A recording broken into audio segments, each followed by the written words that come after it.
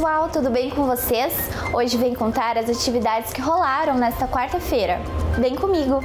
As empresas Petenat Indústria Têxtil e Sulbras Moldes e Plásticos receberam na sessão ordinária de quarta o selo Empresa Inclusiva 2024. O prêmio é entregue pela Casa Legislativa a cada 2 anos e reconhece empresas que se destacam na inclusão de pessoas com deficiência no ambiente de trabalho.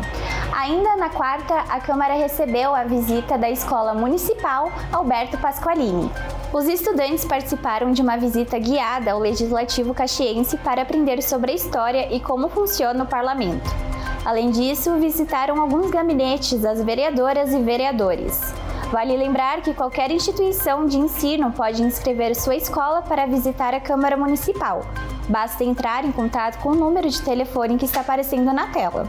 E você sabia que ainda tem atividades rolando aqui em Caxias sobre o Agosto Lilás? A Diretoria de Proteção Social e a Coordenadoria da Mulher estão promovendo uma série de ações voltadas à campanha. A exposição dos 18 anos da Lei Maria da Penha já está disponível no mezanino do Centro Administrativo da Prefeitura. Até o fim do mês, você pode conferir palestras, exposições e outras atividades de conscientização. Por hoje foi isso, pessoal. Até a próxima!